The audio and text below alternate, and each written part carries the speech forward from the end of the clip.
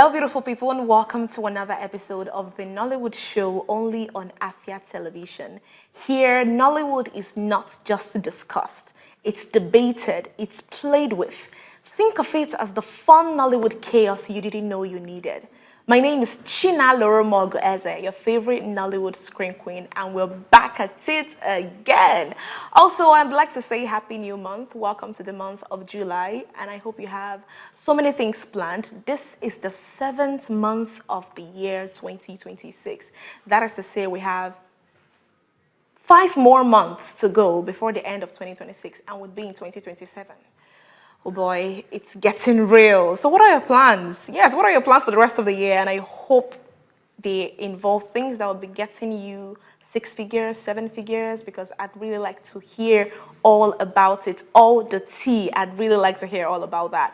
And for today on the show, you have just me giving you all the tea that you need. We'll go on a quick break, and when we come back, we'll continue the Nollywood Show. Don't go anywhere.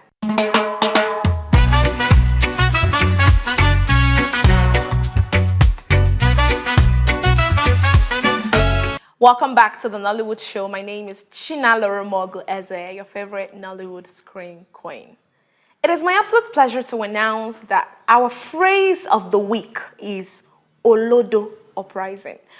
For some of you, this phrase is not new, and for some of you, it is new. So about 2 weeks ago, it became a trend on the internet after YC went on an Afropolitan podcast and talked about Olódò Uprising and referencing it to Pella, who is a Nigerian streamer, content creator, and basically engaged his girlfriend recently. And I think he's about 20, 21 years, a very young person. So Olodo basically means someone who's dull, who's dumb, doesn't know anything, person who is intellectually unsmart, that kind of vibe. So YC was basically saying that there is a surge of dumb people in the internet, in the world, in Nigeria. And this has caused a trend and a conversation all over Nigeria's internet, with people saying there are so many people who are dumb, who are dull, and create content. And Nigerians make these people popular because they have nothing else to offer.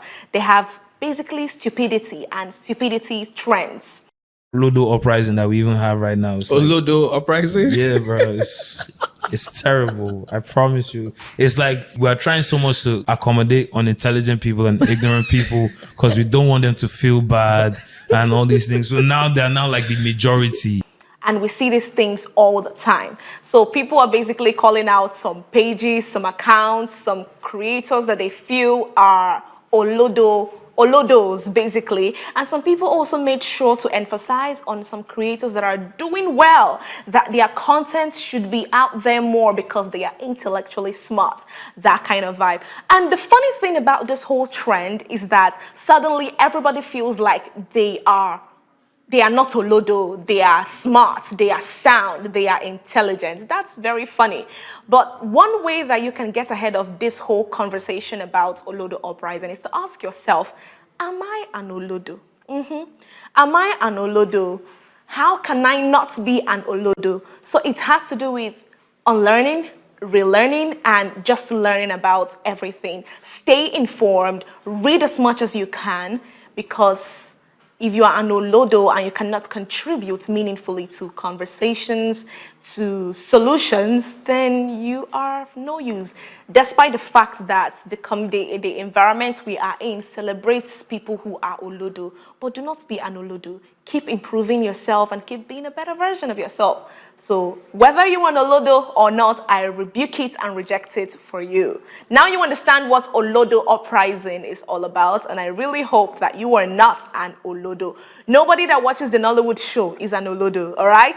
Thank you so much. And here are a couple of highlights that we have for you, industry highlights that we have for you today. So the British-Nigerian filmmaker Akinola Davies Jr. was invited to join the Academy of Motion Picture Arts and Sciences as a voting member for the Oscars.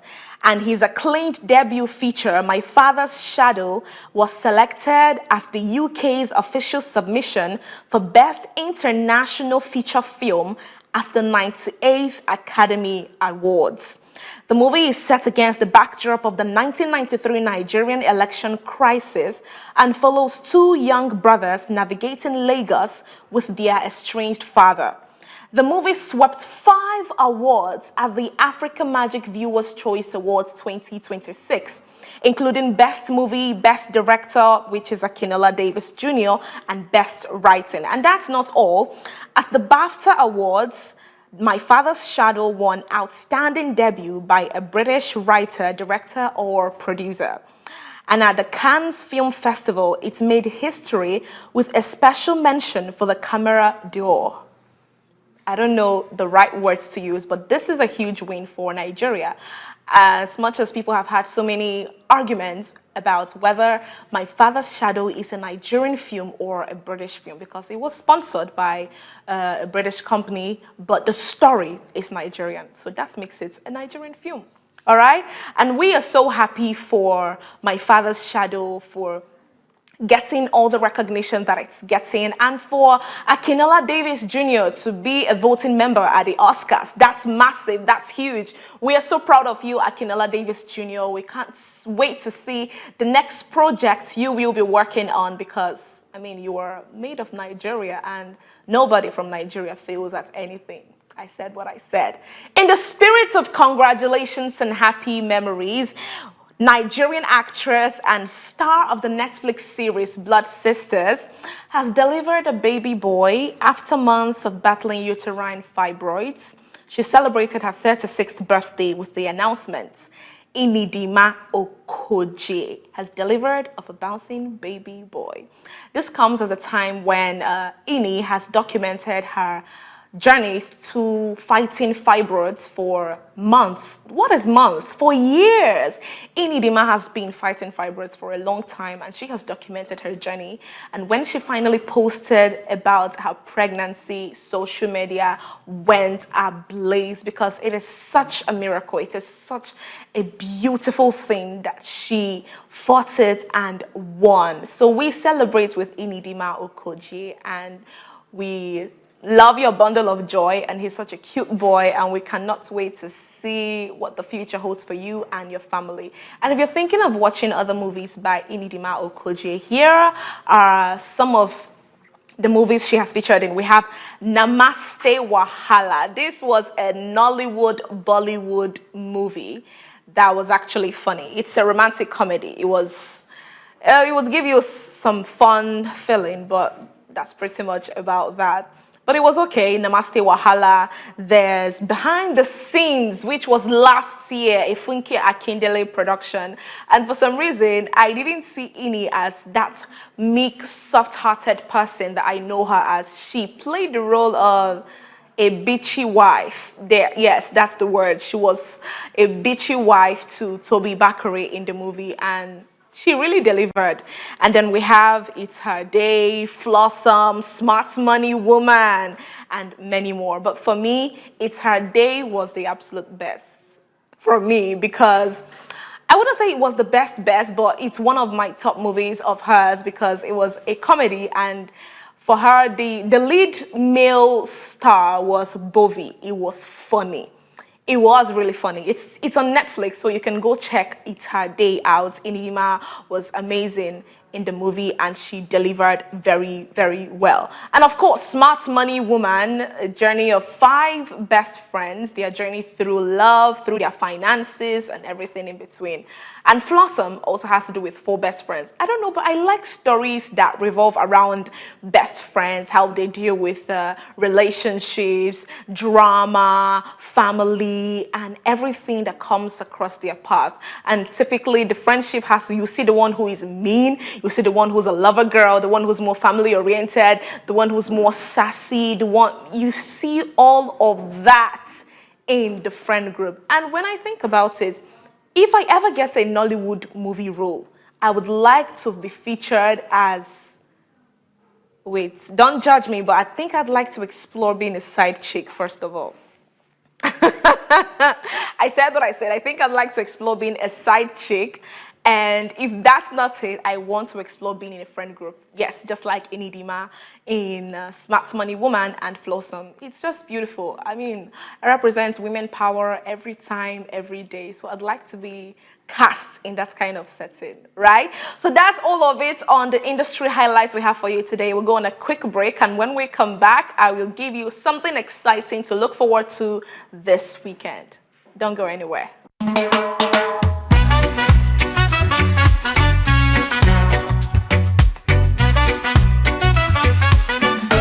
Welcome back to the Nollywood Show. My name is Chinalurumogu Eze, your favorite Nollywood screen queen. Long time no movie recommendations. And I come bearing movie recommendations your way. And before you say anything, this particular list was curated by the Nollywood Show as an entity. Do you understand? So whatever recommendation we're giving you on the show, best believe it's nothing but the best. Now, here are the top 10 Nollywood movies of all time. Gang, gang, gang. Top Nollywood movies of all time. The greatest Nollywood movies of all times. Right? The movies you can go back to, watch again and again, and it would send you feeling some sort of way because they were just excellent. They were just good. The directors delivered. The actors and actresses were on point. The story was on point. This is the list. And if you do not agree with this list by the Nollywood Show, then I don't know what to do with you. So let's start. In no particular order, we have Isoken, released in 2017. Isoken is a romantic comedy that navigates the life of the lead star played by Dakore Akande Ebusin. And it also explores that female friendship I talked about. So she has two best friends, Funke Akindele and I think Damilola Adebite. So she's getting older and her parents want her to get married fast and she's pressured, and then finds Joseph Benjamin and feels, okay, he's the one, I should probably settle with this guy. But in the long run, she finds that they're not really getting to where they should be. And then she finds a white guy. Yes, she finds a white guy and they start connecting better. But her mom felt like she's crazy for leaving Joseph Benjamin and trying to get down with a white guy. So the whole drama, the controversy, everything that went down before she finally had the love of her life, which was the white guy, and they lived happily ever after. Isoken was such a beautiful story, a love story told in one of the most beautiful ways. I love it so much. It's one of those cheesy movies that you can watch and be like, yes. Coming up strong for the second greatest Nollywood movie of all time, like I said, in no particular order, we have Brotherhood. Dun, dun, dun, ding, ding, ding. Released in 2022, directed by Jade Oshiberu. Brotherhood is one of the best action movies ever. If I do say so myself, but we do not have really, I say this and I do not mince words, but Nollywood does not have so many good action movies. We do not have many good action movies. It is a thing. I'm not going to mince words when I say it, but we do not have so many good action movies. But Brotherhood was good. Brotherhood was good. And when we saw the cast review for Brotherhood, it was like they just packed stars, Big Brother Naija stars, and all these people, they just packed them in there. And I'm thinking it's definitely going to be a flop. But it wasn't. It wasn't when we saw the movie. It navigates the life of two brothers, twin brothers, played by Toby Bakare and Fowles. You know Fowles. So they are two brothers and they ended up on two sides of the law. Toby Bakare is like a criminal, while Fowles was a law enforcement agency. And what that means is that Fowles would forever be on his brother's neck because he is the police officer who would eventually arrest his brother for committing crime. That sort of vibe. And towards the end of Brotherhood, Bandana by Fireboy was played. So it was the perfect ending. It was just the perfect ending for that movie. It was so good. And the interesting thing is that Isoken, that I mentioned earlier, was produced by Jade Oshiberu. Brotherhood was produced by Jade Oshiberu. Do you see? Excellence. I know, right? Next would be Call of My Life. Obviously, it's a 2026 movie about the life of Soluchi, who's a call center agent who falls in love with one of her colors, basically. But of course, it shows how relationship dynamics can be very interesting, because she had a boyfriend who was the typical Igbo businessman that was not exactly speaking her love language, and then finds this Ghanaian British sweetheart, Andrew Bunting, who sweeps her off her feet. I know you're probably thinking that I'm just adding romantic movies into this list because I'm a lover girl, okay? But it's not all romance. I'm assessing based on the story, the acting, the directing, and everything, okay? Moving on. This one is not love. This one is not love, so sit tight and listen. This one was released in 2019. Living in Bondage, Breaking Free. Oh my God, this was the absolute best. Imagine this, the movie starts with Onye mụrụ nwa n'ebe akwa, egbe mụrụ nwa n'ebe akwa, wetu ziza wetu si, weta amara. It sends cold shivers down my spine. If you watched Living in Bondage in 1994, the very first one, it was the talk of the town for Southeasterners that year.